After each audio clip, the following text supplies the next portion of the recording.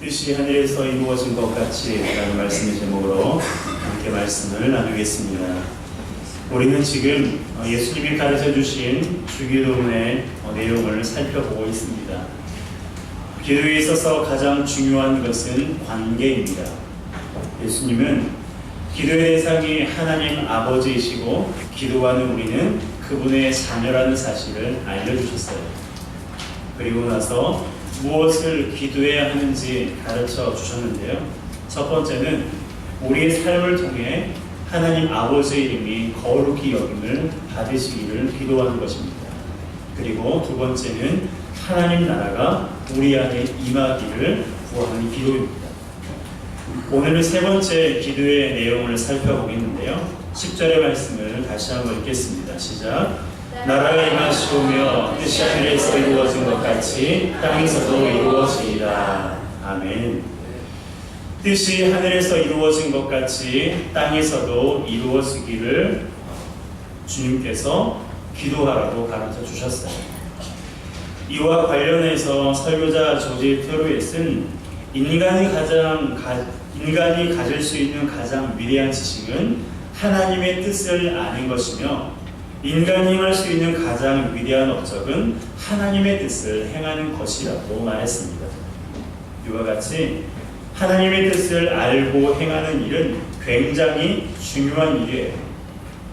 그렇다면 우리를 향하신 하나님의 뜻이 무엇일까 우리가 생각해 보아야 되는데요. 하나님의 뜻이란 하나님께서 갖고 계시는 어떤 목적과 계획을 말합니다. 우리를 향하신 하나님의 소원, 하나님의 계획, 하나님의 꿈이 바로 하나님의 뜻이에요. 이와 같은 하나님의 뜻을 알기 위해서는 먼저 성경을 읽고 묵상해야 됩니다. 성경은 하나님의 감동으로 지음받은 책이기 때문인데요. 성경을 보게 되면 우리를 향하신 하나님의 뜻을 두 가지로 표현하고 있어요. 첫 번째는 블레입니다. 이 단어는 하나님의 주권적인 뜻, 절대적인 뜻을 가리킵니다. 이것은 말 그대로 하나님께서 정해놓으시면 아무도 거스를 수 없는 불가항력적인 뜻이에요. 그 중에 대표적인 것이 무엇일까요? 예수 그리스도의 십자가입니다. 사도행전 2장 23절의 말씀을 함께 읽습니다. 시작. 그가 하나님께서 정하신 뜻과 미리 아신 대로 내준 바 되었거늘 너희가 법 없는 자들의 손을 빌려 못 박아 죽였으나 그가 하나님께서 정하신 뜻이라고 말하고 있어요. 여기에서 뜻에 사용된 단어가 헬라어로 블레입니다. 예수 그리스도께서 십자가에 못 박혀 죽으시는 것은 하나님의 어떤 뜻이에요? 절대적인 뜻이에요. 구원과 관계된 인류의 역사와 사건은요, 바로 하나님의 절대적인 뜻입니다.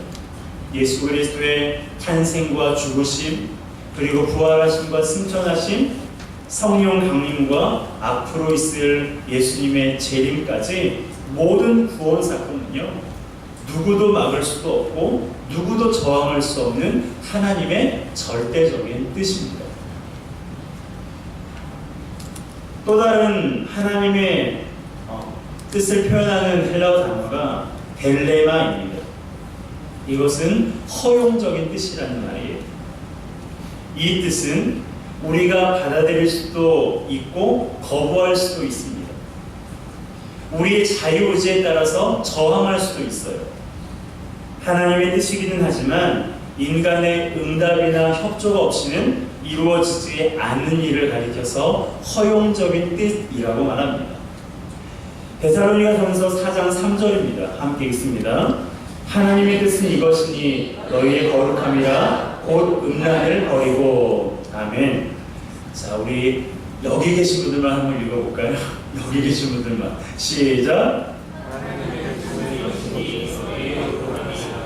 네. 성가대 소리만 들려가지고 우리 하나님의 말씀을 잘 묵상하고 읽읍시다. 하나님의 뜻은 이것이니 너희의 거룩함이라 곧 음란을 버리고. 자, 거룩하게 사는 것은 하나님께서 기뻐하시는 것입니까? 기뻐하지 않는 거예요. 기뻐하시는 것입니다. 그렇죠? 하지만 거룩함이 이루어지려면 그에 대한 우리의 동의와 반응이 있어야 되는 거예요. 즉, 우리의 의지에 따라서 거룩하게 살 수도 있고 그렇게 살지 않을 수도 있는 것입니다. 항상 기뻐하라, 쉬지 말고 기도하라, 범사에 감사하라, 이 말씀도 마찬가지예요. 기도하며 사는 것은 하나님의 뜻입니다. 하지만 우리가 기도를 거부할 수도 있어요. 그리고 내가 하루에 5분을 기도하든 50분을 기도하든 그것은 자기의 자신이 정하기에 달려있는 것입니다. 하나님의 자녀인 우리에게는 이처럼 절대적인 뜻과 허용적인 뜻이 동시에 주어졌어요. 어떻게 보면 이 두 가지는 우리를 향한 하나님의 배려처럼 보입니다. 한번 생각해 보세요. 하나님의 절대적인 뜻이 없이 인류 역사가 이어진다면 이 세상이 얼마나 혼란과 무질서로 엉망이 되겠습니까? 우리를 향하신 하나님의 구원 계획도 없이 이 세상에서 우리가 살아간다면 제대로 된 인생을 살아갈 수 있을까요? 반면에 하나님의 주권적이고 절대적인 뜻만 있고 허용적인 뜻이 없다면 우리는 이 세상을 로봇이나 기계처럼 살게 될 것입니다. 하나님의 뜻이 무엇인지 고민할 필요도 없어요. 그리고 순종에 대한 상급과 칭찬도 주어지지 않을 것입니다. 그래서 신학자 로레인 베트너는 하나님의 주권적인 뜻과 허용적인 뜻을 이렇게 표현했어요. 이는 마치 어항에 있는 고기들이 그 안에서 마음대로 움직일 수 있는 것과 같다. 그러나 이 고기의 자유는 어항 속이라는 제한된 자유이다. 그렇습니다. 역사에는 하나님의 분명한 울타리가 있어요. 우리는 그 안에서 자유를 누릴 수 있습니다. 어항이라는 울타리가 하나님의 주권적인 뜻이라면 어항의 물고기는 하나님의 허용적인 뜻이라고 볼 수 있어요. 어항 속의 물고기는 어항에 있는 동안 마음대로 움직일 수 있습니다. 하지만 어항 밖으로 나오면 불보듯 뻔한 일이에요. 우리는 다를까요? 우리도 마찬가지예요. 우리는 하나님의 구원 계획이라는 큰 절대적인 뜻 안에 살아가고 있습니다. 그 안에서만 우리가 있을 때 우리가 자유롭게 마음대로 살아갈 수가 있는 거예요. 하나님 나라에서 영원히 사는 것이 우리를 향한 하나님의 절대적인 뜻입니다. 여러분, 우리는 그 안에서 자유롭게 살아갈 수 있는 거예요. 동시에 이 땅을 살아가면서 날마다 우리를 향한 하나님의 허용적인 뜻과도 마주합니다. 하나님은 우리가 기도하기를 원하세요. 하지만 기도하지 않는다고 당장 책임을 묻지 않으세요. 기뻐하라고 말씀하셨는데 기뻐하지 않는다고 어항 속의 물고기가 당장 죽는 것도 아닙니다. 감사하라고 명령하셨는데 감사하지 않는다고 하나님께서 우리의 모든 것을 순식간에 가져가 버리시진 않으세요. 하지만 중요한 것은 하나님의 허용적인 뜻도 그 순종 여부에 대해서는 우리에게 맡기셨지만 하나님께서는 우리가 그 뜻에 순종하기를 원하신다는 것입니다. 즉 음란하지 말라는 것이 하나님의 허용적인 뜻이라고 해서 음란해도 된다라는 것은 아닙니다. 이와 같이 많은 경우에 우리는 이미 하나님의 뜻을 알고 있습니다. 그 사람을 용서하는 것이 하나님의 뜻인가요? 내 원수를 사랑하는 것이 하나님의 뜻입니까? 모르시는 표정인데 모르는 척하고 있는 줄 제가 압니다. 하나님께서 이웃을 사랑하고 원수를 사랑하라는 것이 하나님의 뜻이라는 것을 여러분들이 다 알고 있어요. 하지만 그 용서는 내가 할 수도 있고 안 할 수도 있어요. 섬기는 것이 하나님의 뜻입니까? 연약한 자를 섬기고 돌보는 것이 하나님의 뜻이에요?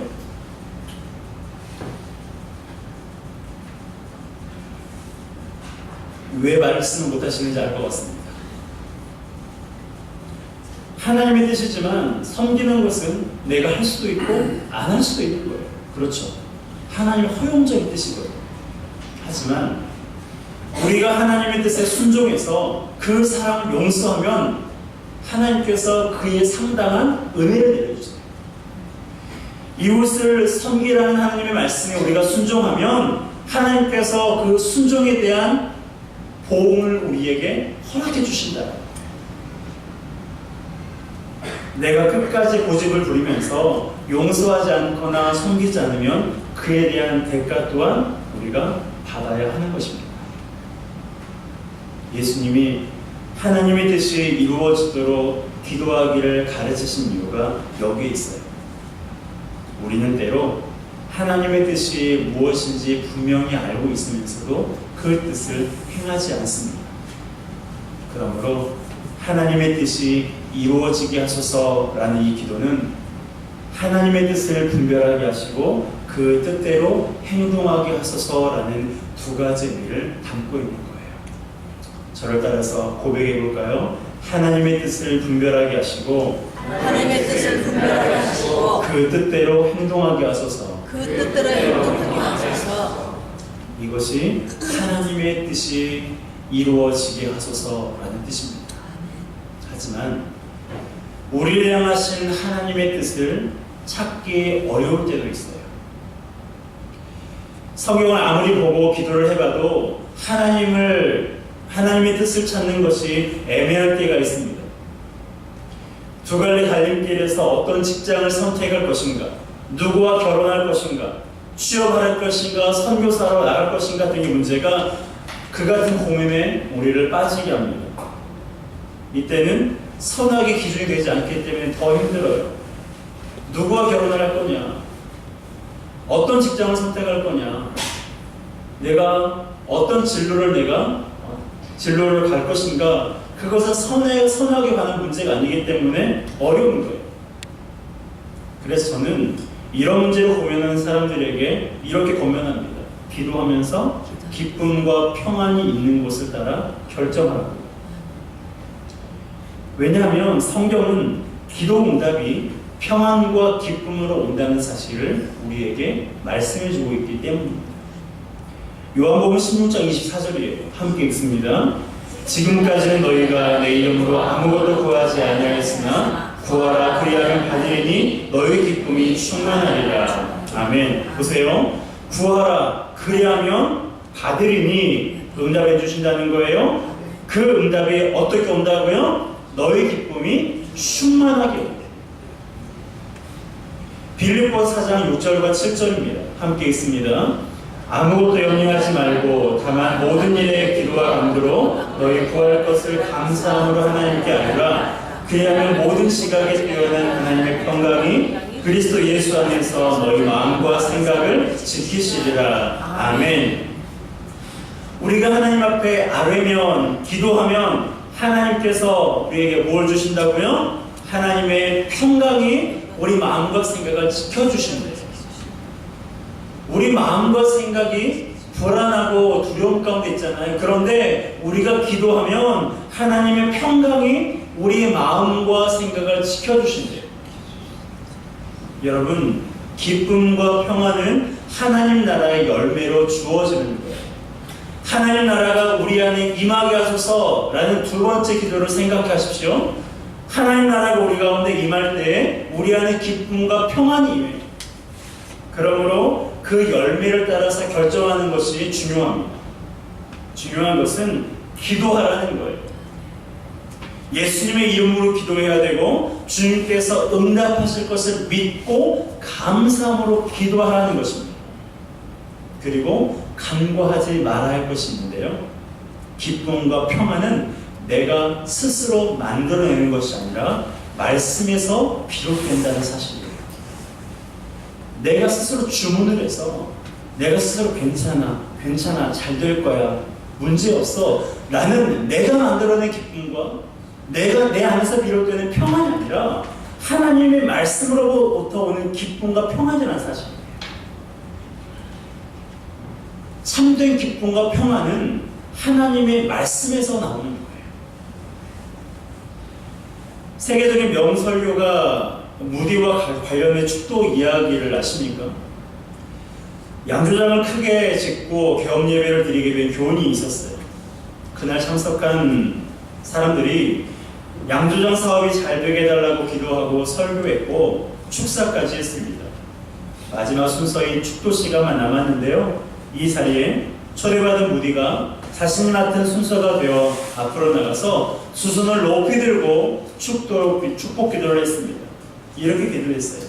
오 하나님, 이 양조장이 오늘 예배드리고 내일 문을 열게 됩니다. 양조장 문이 열리지 않게 하여 주옵소서. 이 문이 열리면 엄청난 술이 생산될 것입니다. 수많은 청소년들이 술을 마시고 타락할 것입니다. 수많은 사람들이 술을 먹고 취하여 제정신이 아닐 것입니다. 오 하나님이시여, 제발 오늘 밤 이 양조장 주인의 마음을 감동시키셔서 양조장 문이 열리지 않게 하여 주옵소서.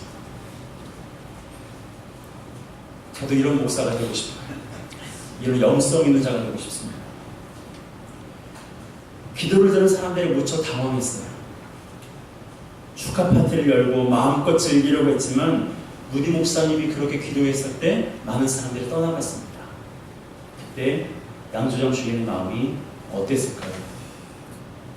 그는 사람들이 돌아간 후부터 밤새 고민하지 않을 수 없었습니다. 그러다 새벽에 조용히 기도했고 하나님의 분명한 뜻이 임했어요. 결국 그는 양조장 문을 열지 않기로 하나님 앞에서 작정했습니다. 그리고 그 건물은 훗날 무디 신학교가 되었어요. 자기 부인을 통한 양조장 주인의 순종은 수많은 술꾼들 대신에 수많은 신학자와 목회자들을 배출하도록 이끈 것입니다. 여러분, 하늘에서는 천군과 천사들을 통해 하나님의 뜻이 온전히 이루어지고 있어요. 그렇듯 이 땅에서도 하나님의 뜻이 우리를 통해 온전히 이루어지기를 위해 기도해야 합니다. 그러기 위해서는 우리가 드릴 기도를 점검해 보아야 돼요. 나는 양조장 주인처럼 하나님의 뜻이 이루어지기를 기도하고 있는가? 하나님의 뜻에 간절한 소망과 목마름을 갖고 있는가? 라고 스스로 물어보시기 바랍니다. 하나님의 사람이 품어야 할 최대 소망은 하나님의 뜻대로 사는 거예요. 세상 많은 사람들은 하나님 잘 살게 해달라, 하나님 돈도 많이 벌고 건강도 주시고 내 자식을 잘 되고, 많은 사람들이 그렇게 기도하지만 하나님의 사람, 우리 성도가 품어야 할 최대 소망의 기도는 하나님, 내가 당신의 뜻대로 살기 원합니다. 하나님, 내가 하나님의 뜻대로 살게 하여 주옵소서라는 기도가 되어야 할 것입니다. 그러므로 우리의 기도는 이렇게 바뀌어야 돼요. 하나님 아버지, 하늘에서 천군과 천사들을 통해 하나님의 뜻이 이루어지는 것처럼 저를 도구로 사용하셔서 이 땅에 주님의 뜻을 이루어 주옵소서.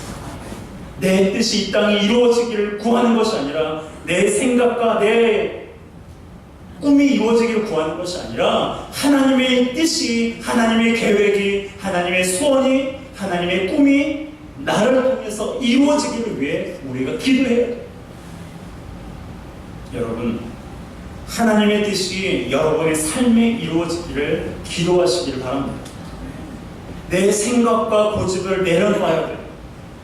이것이 아니면 내가 살 수 없다라고 여기는 것, 어쩌면 그것 때문에, 그 생각과 그 고집 때문에 우리가 하나님의 뜻을 알지 못할 때도 있어요. 그러므로 내 생각과 고집을 다 내려놓고 하나님의 뜻이 무엇인지를 알게 해달라고, 그리고 그 뜻이 나를 통해서 이루어지기를 구하시기 바랍니다. 하나님의 뜻대로 살아가는 것이 우리가 이 땅에서 살아갈 수 있는 최선의 길이에요. 그분이 우리보다 지혜롭고 그분이 우리보다 능력 많으신 분이십니다. 더 좋은 것은 하나님은 우리보다 더 잘 아시고 우리보다 우리를 더 사랑하시는 나의 하나님 아버지라는 사실입니다. 이 땅의 부모는 나를 버리기도 하고 더 악한 부모는 자식을 죽이기도 하지만 우리 하늘 아버지, 우리 하나님 아버지는 우리를 선한 길로 인도하시고 우리를 푸른 초장과 쉴만한 물가로 인도하시는 나의 좋으신 아버지, 나의 좋으신 목자라는 사실입니다. 여러분, 내 뜻대로 살아가다 보면 실패와 좌절이 펼쳐질 수밖에 없지만 하나님의 뜻대로 우리가 살아가면 하나님이 부어주시는 기쁨과 평안함 가운데 우리가 살아갈 수 있어요. 제가 서너 번 여러분들에게 고백하는 것과 같이 저 또한 지금까지 제가 하고 싶고 제가 되고 싶고 제가 이루어지기를 바라는 제 생각대로 모든 것이 다 이루어졌다면 아마 이곳에 없을 것 같아요. 지금 이렇게 살지 못했을 것 같습니다. 저만 그런가요? 그러지 않다라고 생각합니다. 내 생각대로 내가 계획한 대로 그대로 이루어졌다면 과연 나 자신이 지금 믿음 안에 살아가고 있을까? 지금 이런 환경 속에서 살아가고 있을까? 한 번쯤은 생각해 보시기 바랍니다. 여러분, 어쩌면 내 뜻대로 되지 않은 것을 감사해야 돼요. 내 뜻대로 되지 않아서 실망스럽고 좌절되는 일도 있지만 하지만 어떤 경우에 있어서는 내 뜻대로 되지 않는 것을 우리가 감사해요. 왜요? 내 뜻대로 되지는 않지만 하나님의 뜻대로 되었거든요. 하나님의 뜻대로 이루어지고 있거든요. 그러니 더 이상 내 욕심, 내 고집, 내 뜻을 하나님 앞에 영수증 청구하듯 하나님 이렇게 해주세요 라고 기도하는 것이 아니라 하나님 나를 사랑하시는 주님 오직 내 삶 속에 당신의 뜻이 이루어지기 원합니다. 내 뜻에 당신의 뜻을 맞추는 것이 아니라 당신의 뜻에 나의 삶을 맞추게 하여 주시옵소서. 이 기도의 고백이 저와 여러분들 가운데 있을 때 우리가 이 땅 가운데서 평안과 기쁨을 누리며 살아갈 수 있게 될 것입니다. 여러분, 하나님의 뜻만이 우리 삶 속에 이루어지기를 간절히 기도합시다. 그래서 천군 천사들을 통해 하늘에서 하나님의 뜻이 이루어진 것 같이 이 땅에서 우리가 살아있는 동안 우리를 통해서 이루시고자 하시는 하나님의 뜻이 온전히 이루어지기를 주님의 이름으로 축복합니다. 함께 기도하겠습니다. 찬양하겠습니다. 주님 말씀하시면 내가 나아가